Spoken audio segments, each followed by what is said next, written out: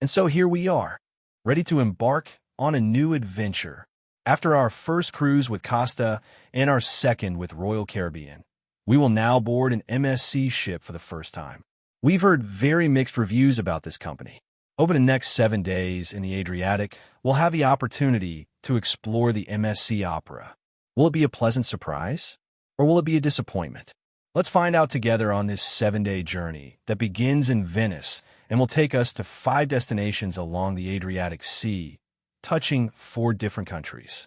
Split, Croatia; Corfu, Greece; Kotor, Montenegro; Bari, Italy; Zadar, Croatia; and then, finally, we'll return to Venice.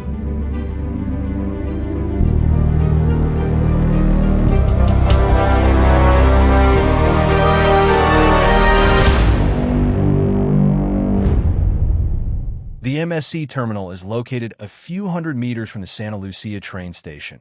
It's easily reached on foot in 15 minutes.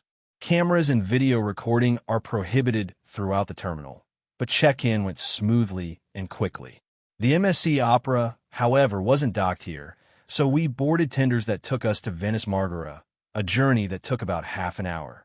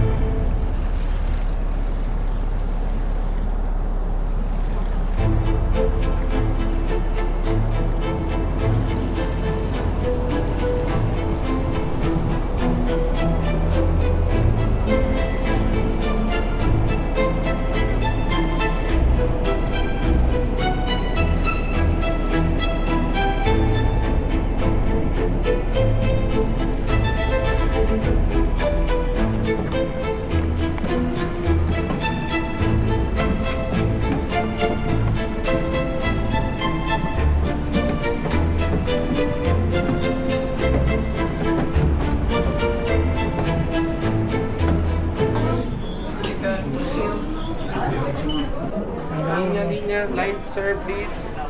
Buongiorno ragazzi, benvenuti. Linea por favore, por favore. At 5:45 p.m., 15 minutes before the scheduled departure time, the MSC Opera left its dock.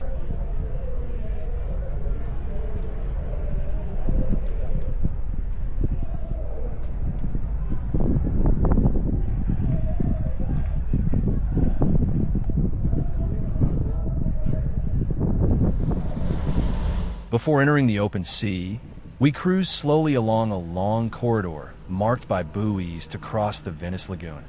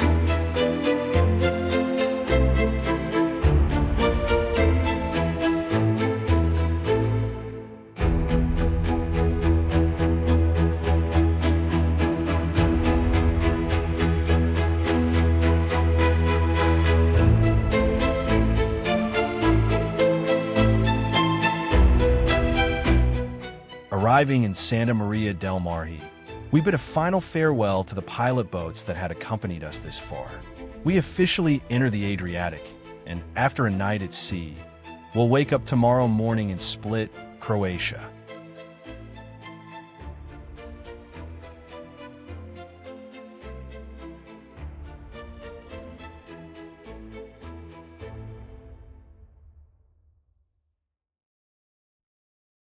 At 275 meters long and with 728 crew members, it can accommodate up to 2,658 passengers, traveling at a maximum speed of 20 knots. Launched in 2004 by Sophia Loren, it was renovated in 2015. The cabins are on decks from 7 to 10, while decks 5 and 6 house the indoor common areas, and decks 11 and 12 house the outdoor common areas. Finally, on deck 13, forward, there is a solarium area reserved for Oria guests and a mini golf course aft. For this cruise, we chose the Deluxe Balcony Orea, an outside cabin with a balcony. Number 10127 is on deck 10.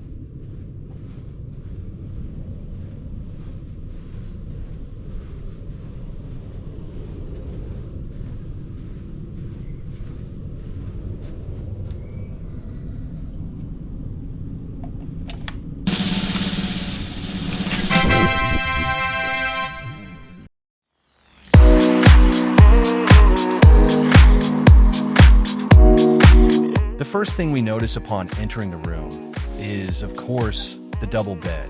It's large, but the side and middle passages are decidedly generous.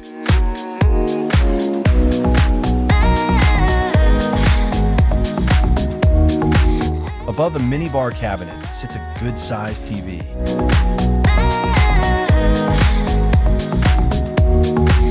On the pillow, secured with a tie, is an information card. The bed was entirely furnished by Dorlon, a high-end Italian manufacturer.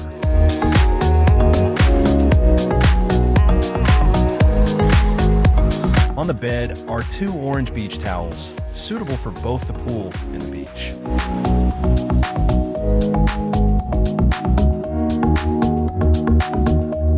The temperature control panel in the camera is Spartan but functional. We immediately notice that the on-off switch is missing.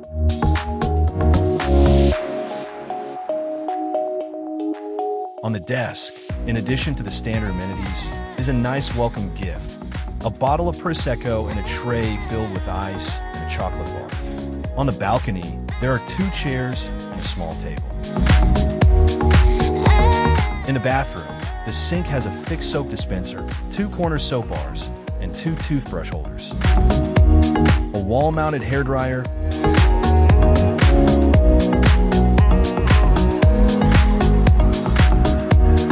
toilet, and shower are present. Of course, there's no bidet.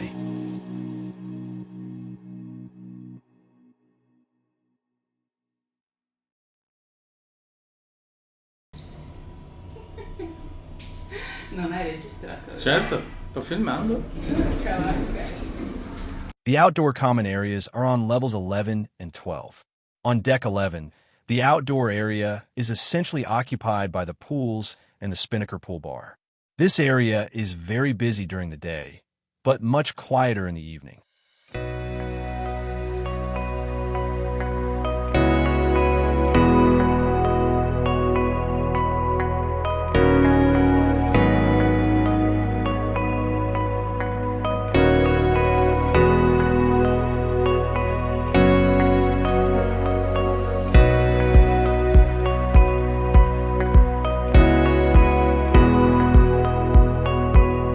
On deck 12, along the perimeter of the pool area, there's a path for walking or jogging.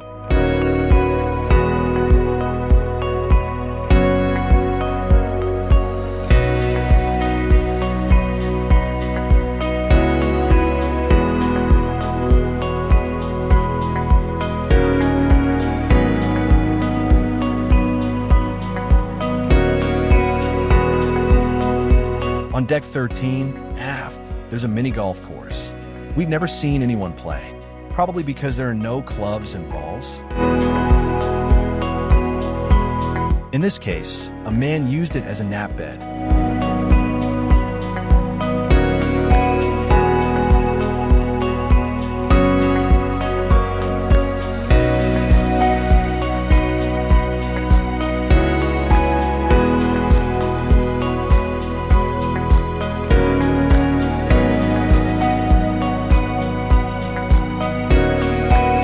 Also on deck 13, but at the bow, there's an area reserved for passengers with an Araya reservation.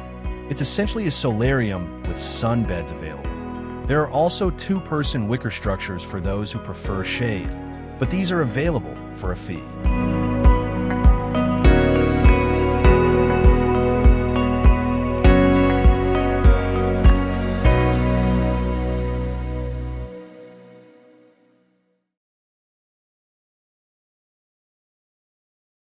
On a ship called Opera, we couldn't help but end with the Opera House. It's located on deck 6 at the front of the ship. We've always found it very crowded, perhaps because objectively there aren't many alternative evening entertainment options. Each evening, it offers a different show in 2 separate sessions, one at 8 p.m. and one at 10 p.m.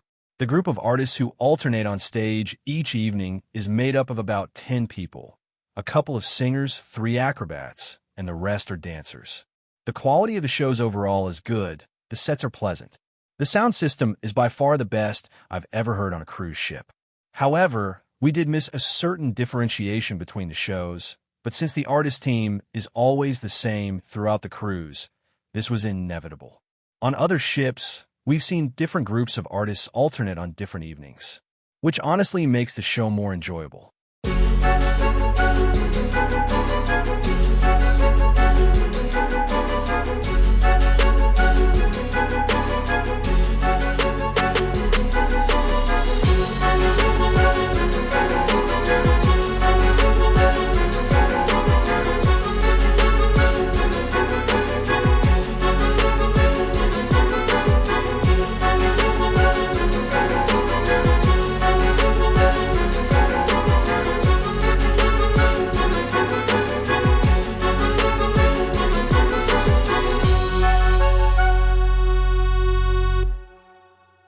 In the common areas just before the theater entrance, there are shopping areas partly on deck 5 and partly on deck 6.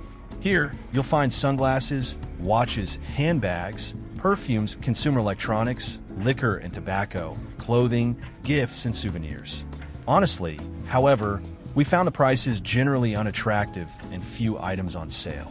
One thing we really didn't like, the indication of a percentage discount on certain products, but the absence of the standard price. This obviously makes no sense to know that the store intends to apply a discount on that particular product.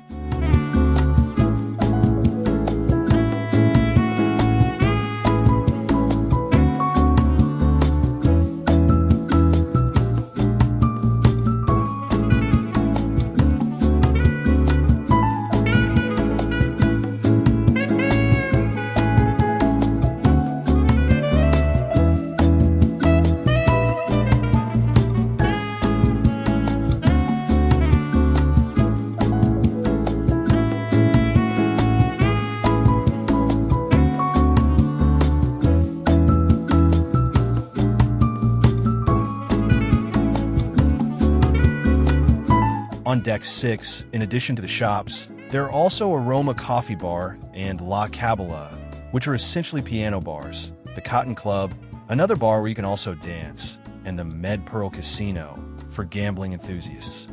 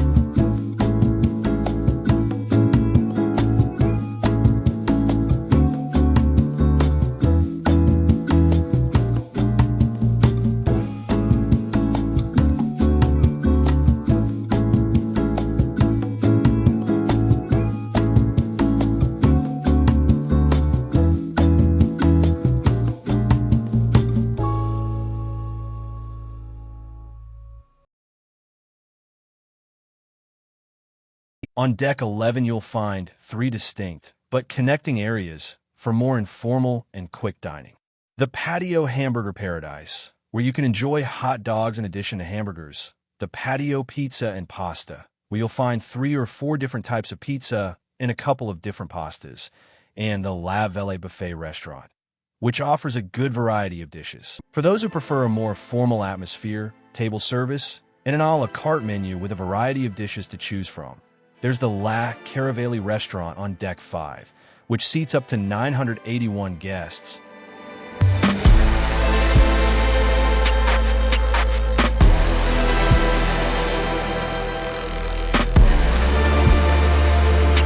And the Le Proto Restaurant on Deck 6, which seats 422.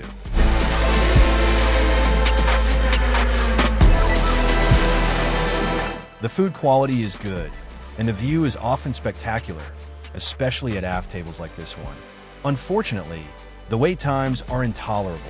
15 minutes to order, 20 minutes from ordering to the appetizer, another 20 minutes between the appetizer and the first course, 20 minutes between the first course and the second course, and finally another 20 minutes for dessert. It's really too long, at least for us.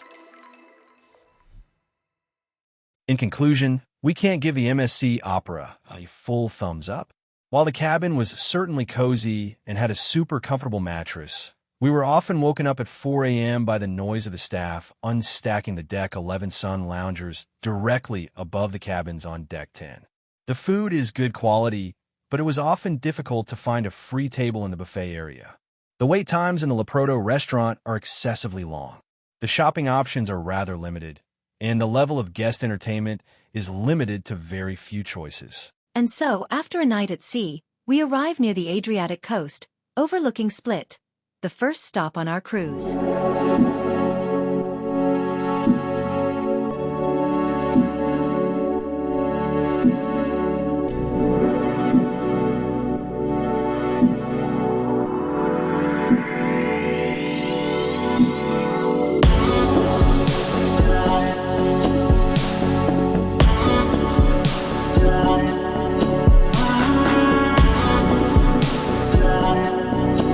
It's our first time in this city, and we'll try to make the most of the few hours we have to explore the city.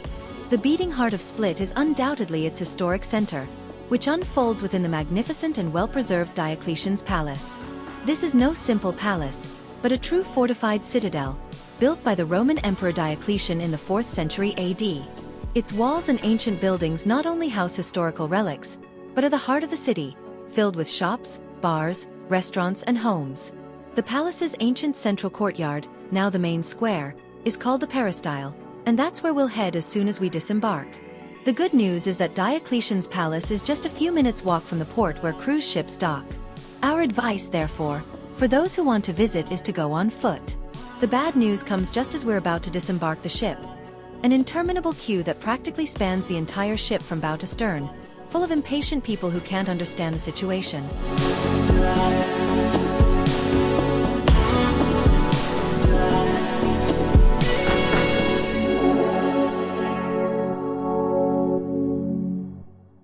Anyway, after a half-hour wait, we finally managed to disembark the ship and headed straight for Diocletian's Palace. To our left is the palm-lined promenade, and shortly afterward, the gap in the walls to enter the palace.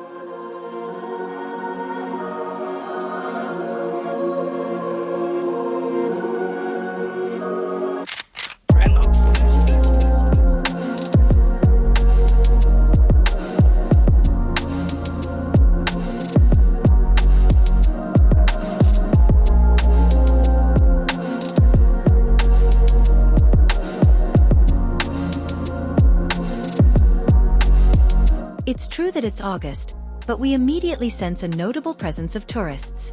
But it's only when we enter the Peristyle that we realize the concentration of humanity within.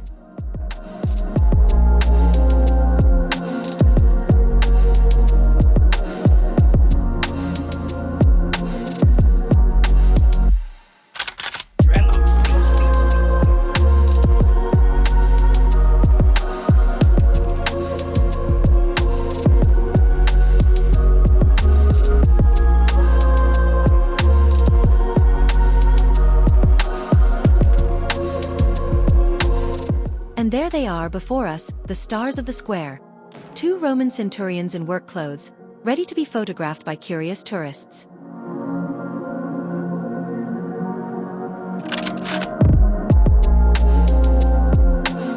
From here, a side passage leads to the Temple of Venus with its distinctive open dome in the center.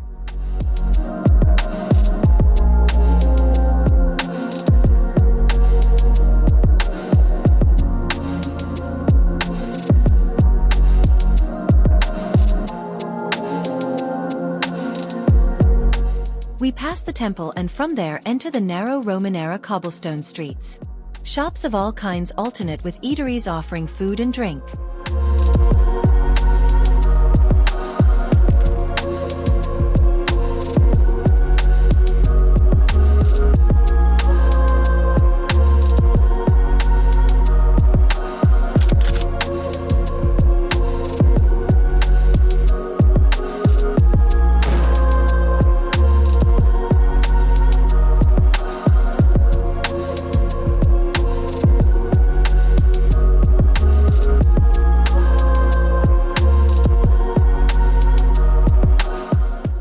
Continuing, we arrive near the palace's Golden Gate. There, just outside the walls, we find a huge bronze statue dedicated to Gregory of Nine, a medieval Croatian bishop who strengthened Croatia's cultural and religious identity.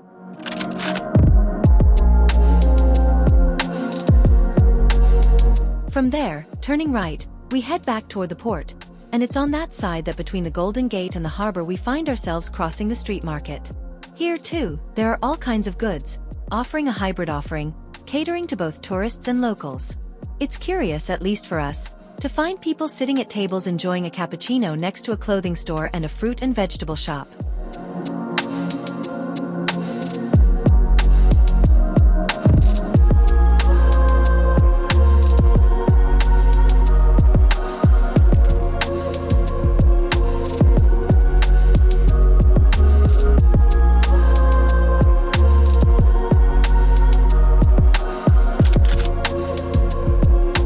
Our ship is now visible in the distance.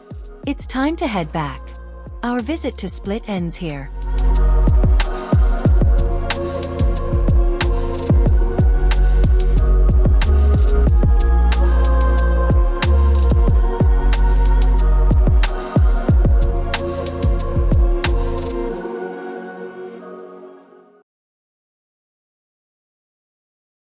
The MSC Opera departs, and after a full day at sea, we expect to wake up the day after tomorrow morning in Greece.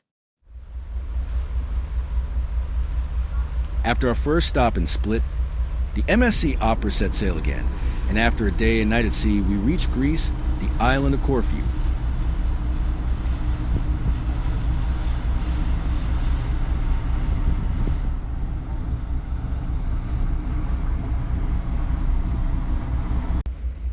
The fortress that stands majestically upon arriving by ship in Corfu, dominating the old town, is the Old Fortress. This imposing Venetian fortification sits on a rocky promontory jutting into the sea.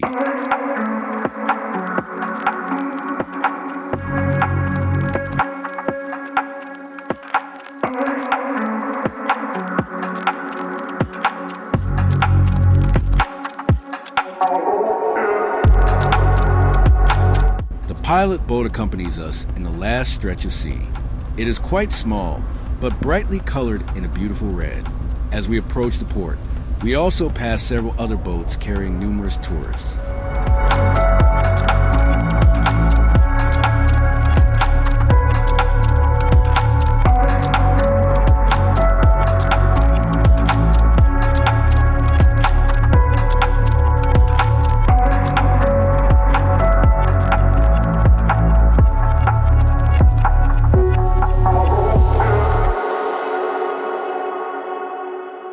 Once we arrive, disembarkation this time is much smoother and quicker than in Split.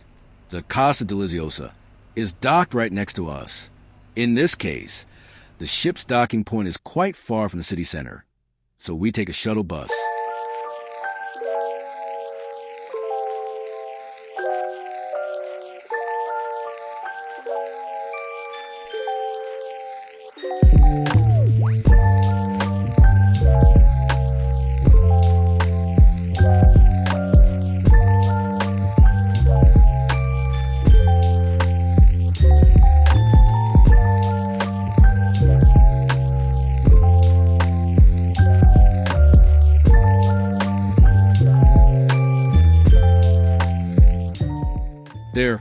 We find an information desk where they explain that we don't have enough time to visit the island's most famous beach, Paleokastritsa, because it's too far away.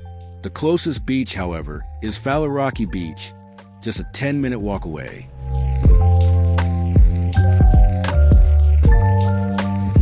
We enter the Garden of the People, which offers a panoramic view of the sea and Faliraki Beach.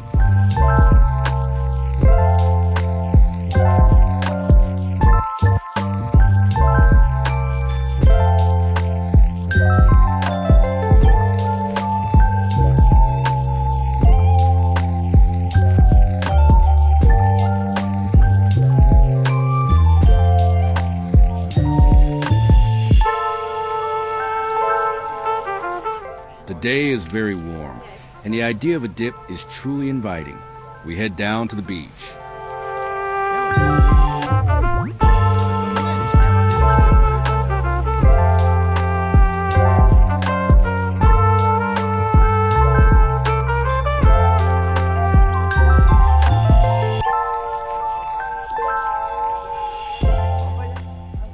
It's very crowded, but we grab a table at the Faliraki Bar restaurant, which is direct access to the sea.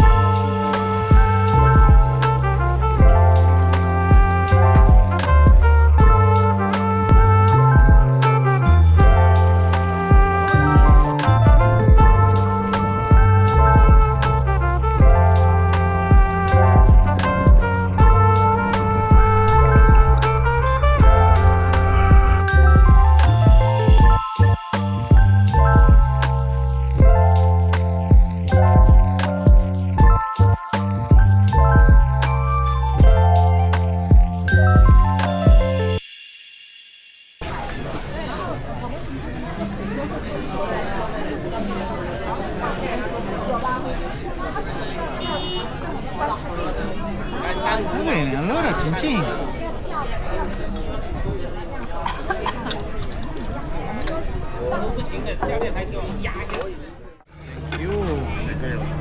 Fantastic.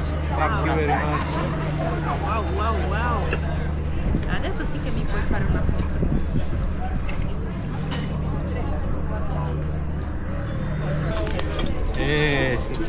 Si presenta bene sta robetta qua.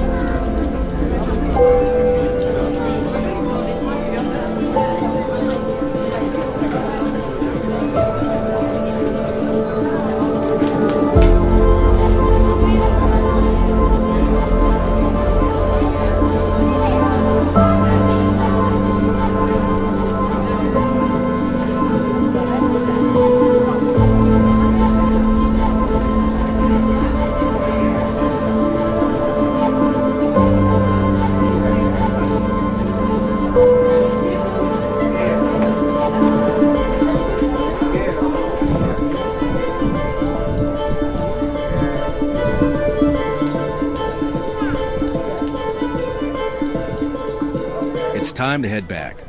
Tonight the MSC Opera will sail north, and tomorrow we'll disembark in Kotor, Montenegro.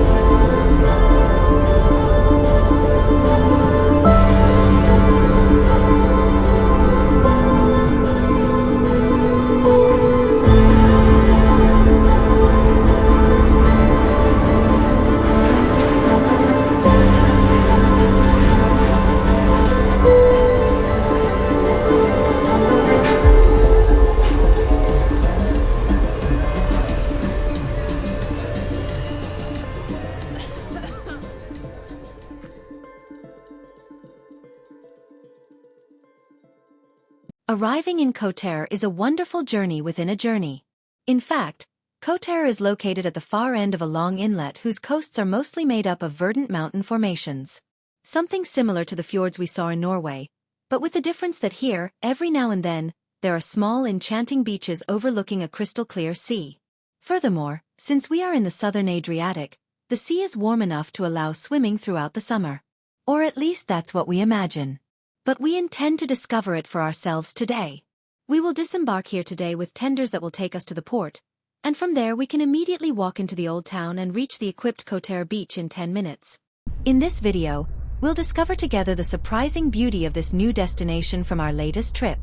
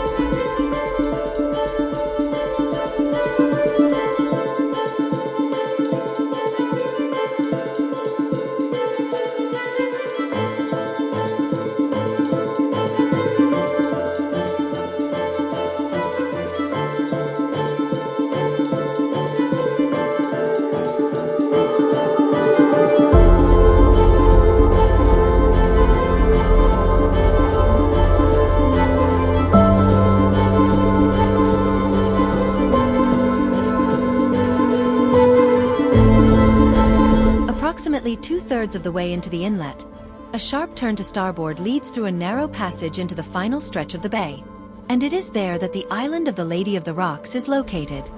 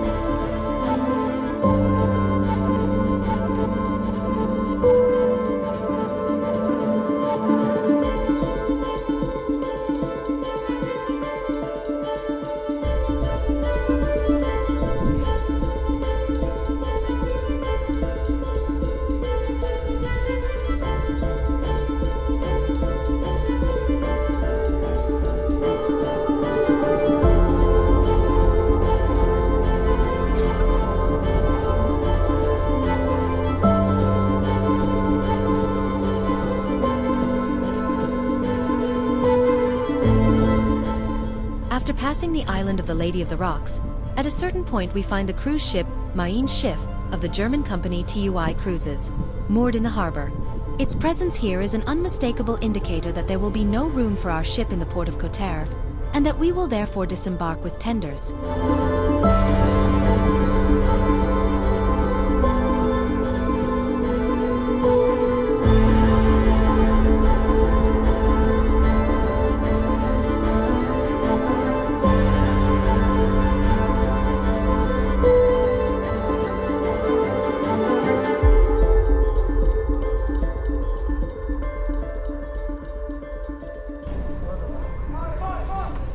At this point, the MSC Opera stops and the lifeboats are lowered into the sea.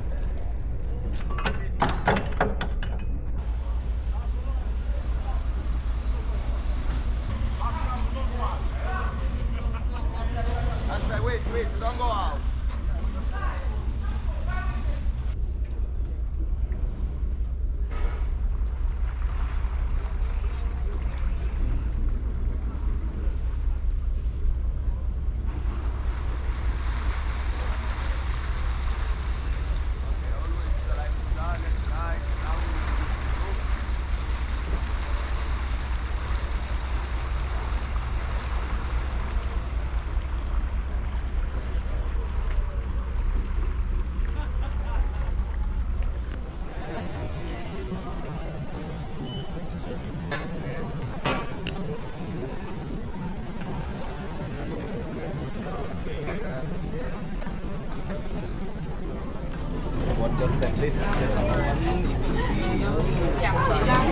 Sì.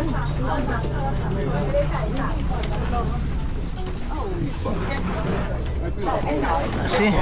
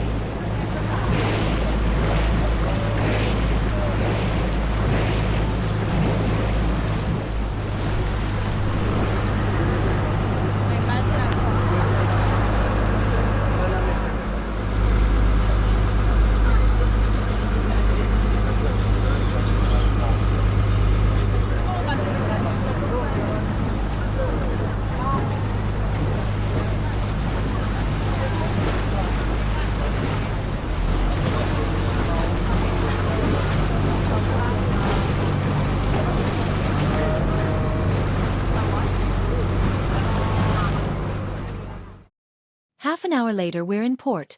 It's 10 a.m. The last tender back to our ship will depart from here at 5 p.m. We have 7 hours to explore Côte d'Or.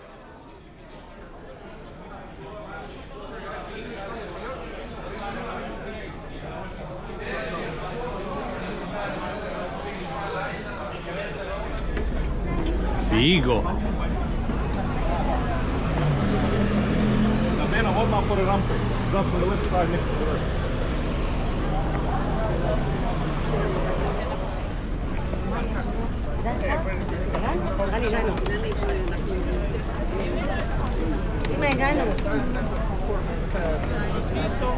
For many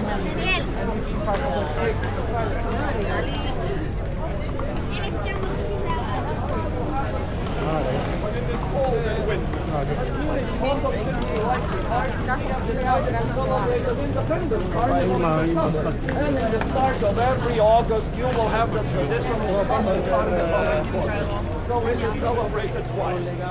We immediately notice Côte d'Or's incredible defensive strategy. It's not just its beauty that's striking, but its ingenuity. Look at the seafront. It's completely blocked by these imposing Venetian walls. And if you try to get around them?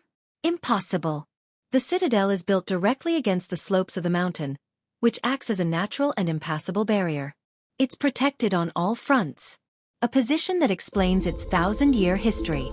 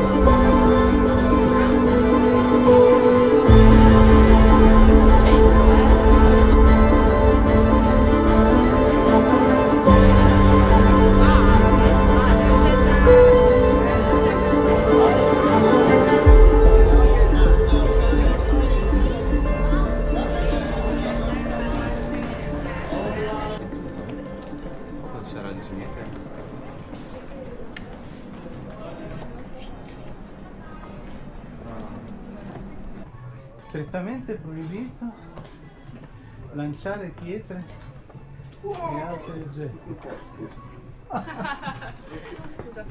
Ingresso alle mura 15 euro. Strolling through the narrow streets, we reach the beginning of the 1,350-step staircase leading to the fortress of St. John of Côte. Estimated time to climb, 1 hour. Another half hour to descend. We're sure the view from up there is breathtaking, but we opt for a decidedly more relaxing plan. A beach with a seaside restaurant and a seafood lunch.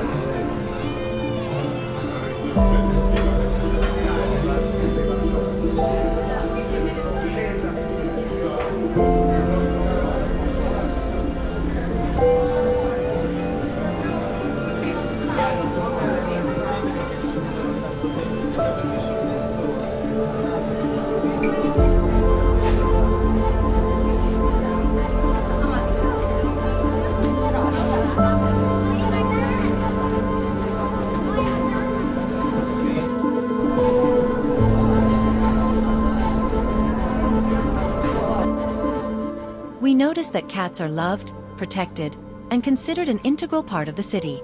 Their presence is linked to history, as it is said they arrived with sailors to catch rats on ships, later settling permanently in the bay. Today, residents and tourists are very affectionate with them, and bowls of food and water are found everywhere.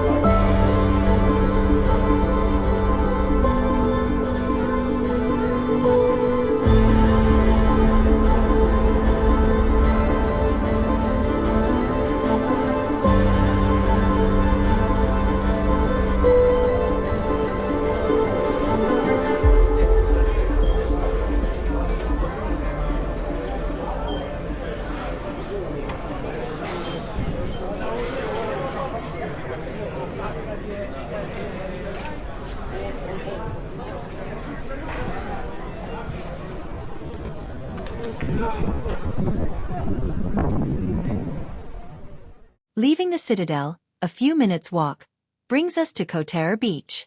The beach is equipped with sun loungers and umbrellas. The sea here is crystal clear, and the imposing mountains rise before us. It feels like an alpine lake, except this is the sea. And there's also a restaurant serving local specialties, both meat and fish. It's decided. We'll spend the last few hours here before returning to the ship.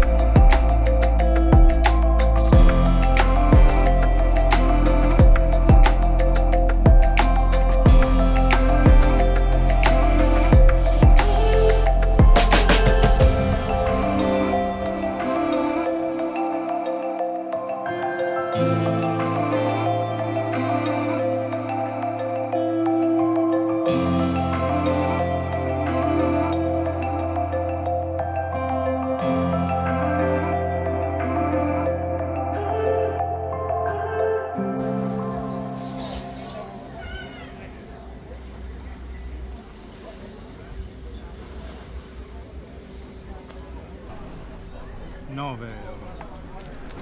Il pesce 33. Più la piadina, pensa quello che diceva lei. La piadina quella c'è già. Sì,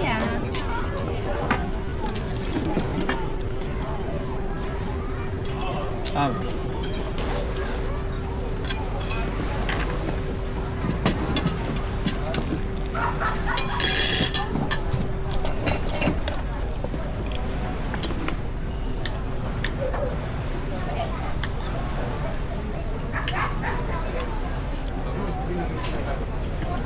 Quindi è un'orata.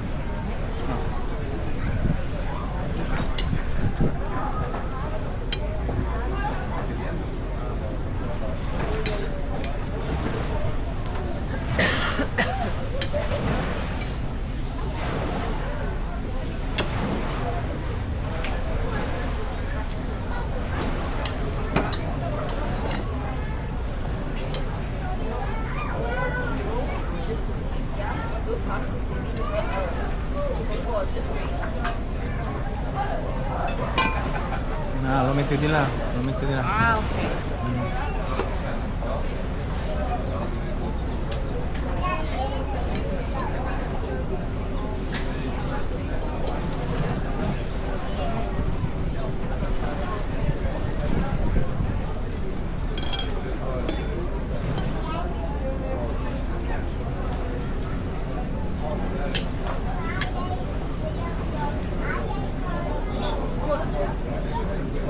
Looks good.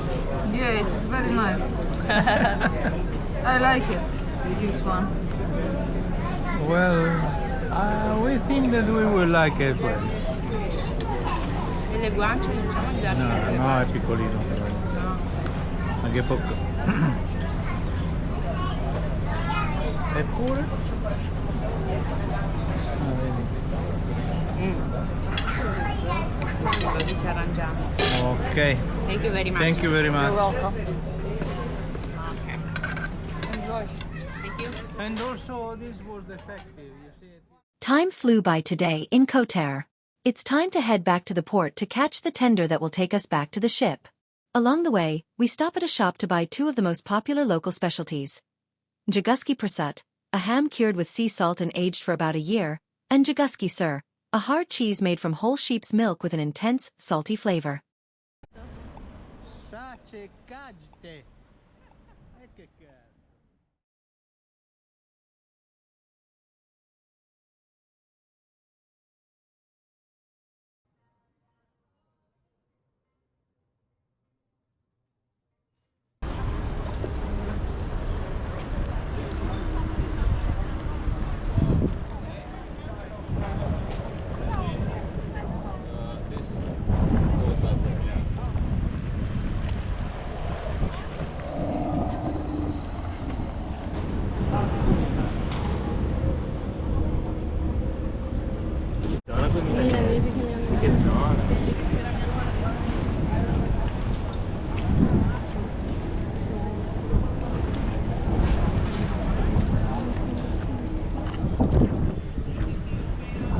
Oh?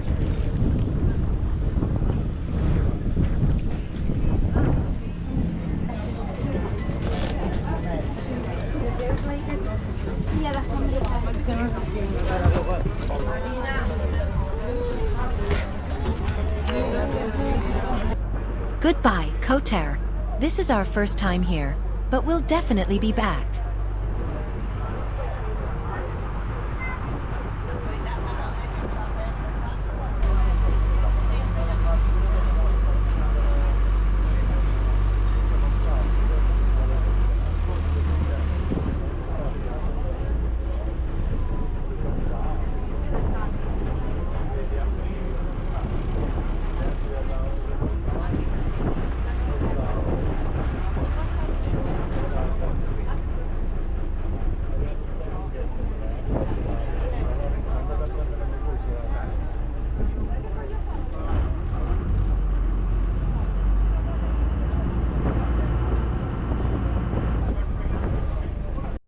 Tonight the MSC Opera will cross the Adriatic Sea towards the northwest, and tomorrow morning we will wake up in Bari, Italy.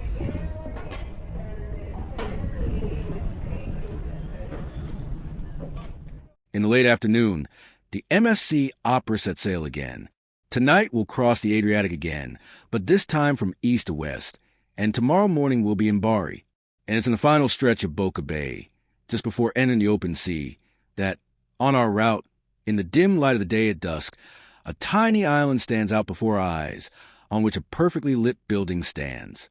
The monumental fortress, built by the Austrian admiral Lazar Mamul at the end of the 19th century, is now a luxury 5-star hotel for tourists, another destination to add to the bucket list. But for now, let's leave Montenegro behind and focus on our next destination, Bari. In Bari, like in Split, just a short distance from the port is Bari Vecchia, the historic center of Bari, a labyrinth of quaint streets where we were told there are not only typical tourist shops, but also Bari housewives preparing the typical Apulian pasta, le orecchie, on the street. Another recommended visit is the Basilica of San Nicola.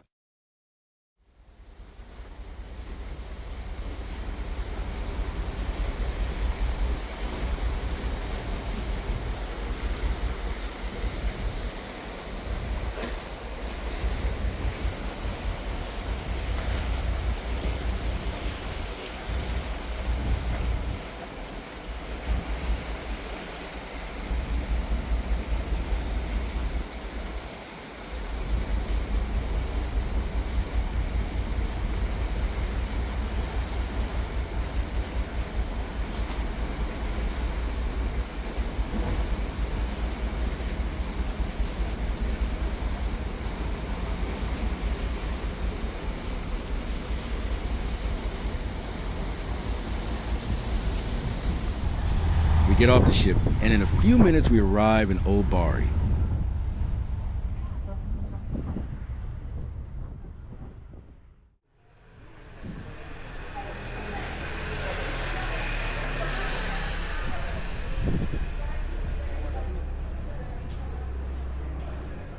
We dive into the narrow streets.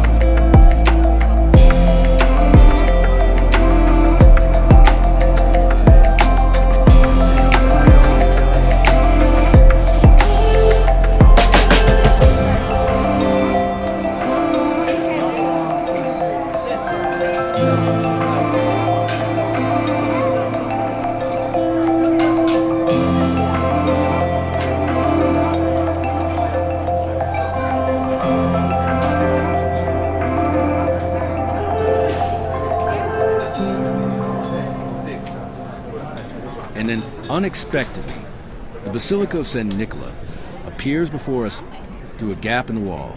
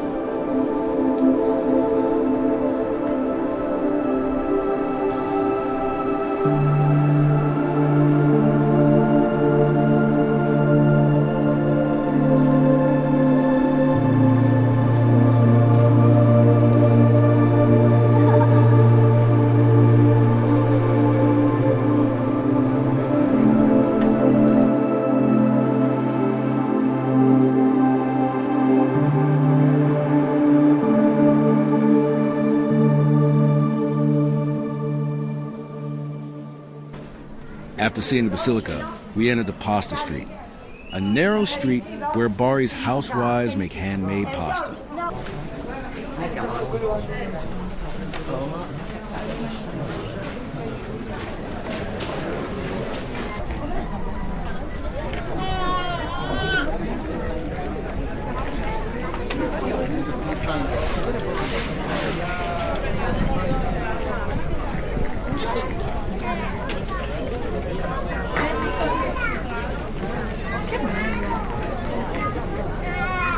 It's time to return to ship.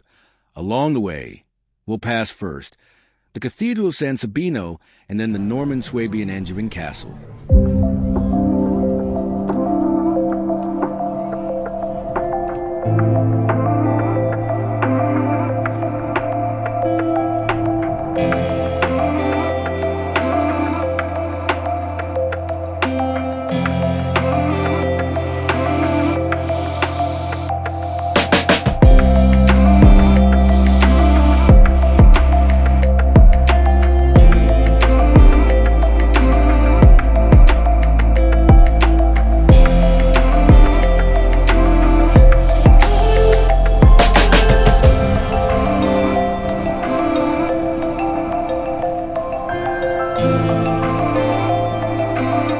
Hours, the MSC Opera will set sail northeast again, heading back to Croatia.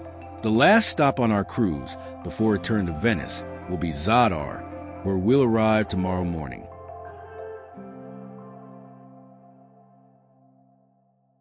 Our time frame here in Zadar is not long enough to allow us to visit the city and to enjoy some beach life.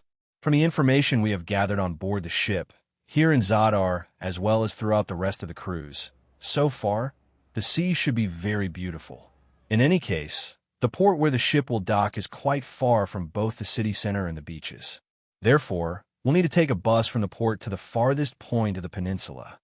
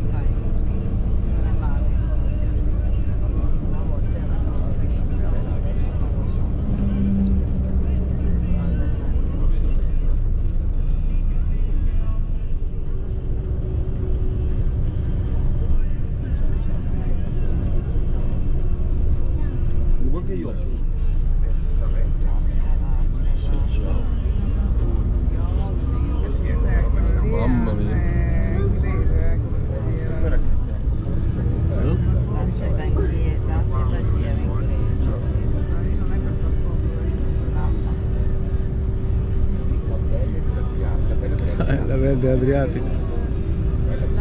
C'era anche a Spalato.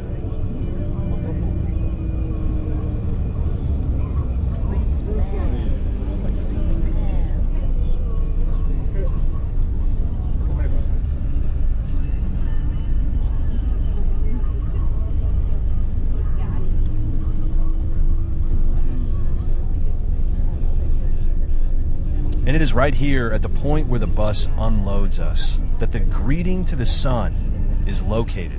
300 multi-layered glass solar panels that absorb solar energy during the day and use it at night to create a suggestive show of colored lights. Unfortunately, our departure, scheduled before dusk, will not allow us to enjoy this spectacle.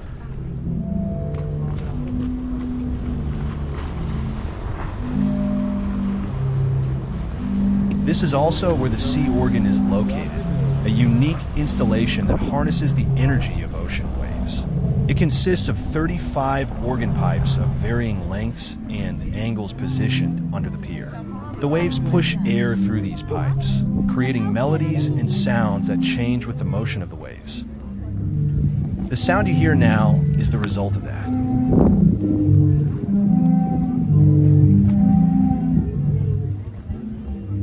From here we walk along the seafront towards the beaches a little further south.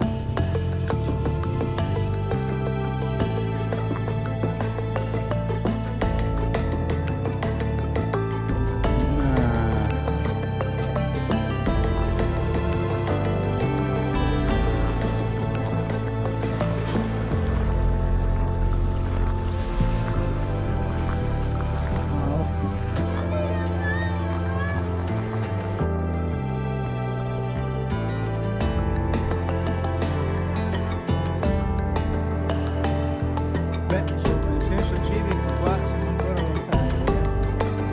Qua dovrebbe essere spiaggia.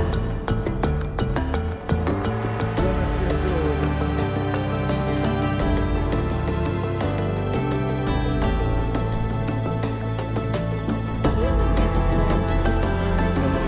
spiaggiata.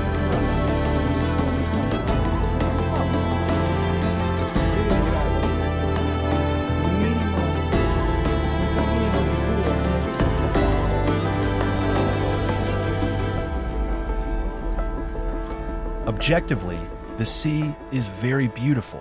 What we feel compelled to point out, however, is the way it is managed. Unfortunately, the Tourist Reception Organization has a number of shortcomings that, in our opinion, could make a difference. Various types of waste are often abandoned near the beach, sometimes accompanied by unpleasant odors. So much so that, after exploring the stretch of coast between Calavare Beach and Karma Beach, we decide to give up the beach and head back. We take advantage of our remaining free time to wander through the narrow streets of the center.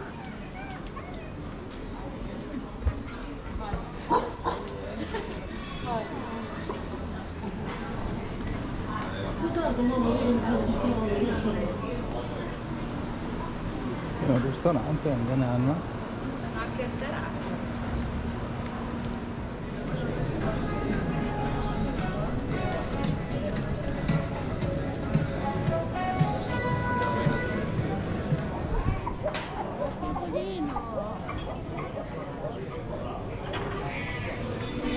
Tutti i maniaci della pista. Ah, se pensi a Bologna che fatica che ha fatto per trovare una pizzeria. Sì.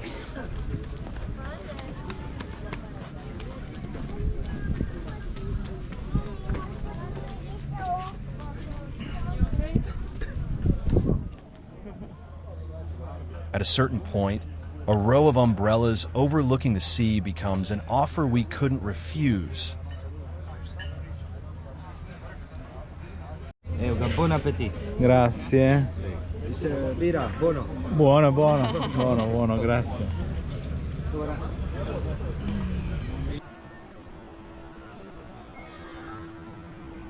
A pizza, a bruschetta, 2 beers, and 2 maraschinis. Very good locally made liqueur. 33 euros. It's time to head back. Our limousine is waiting to take us back to the ship. Our Adriatic cruise ends here. Tomorrow we'll be back in Venice, where we departed 7 days ago. We hope you enjoyed this journey with us, and above all, that it was useful. See you soon from Travelers to Travelers.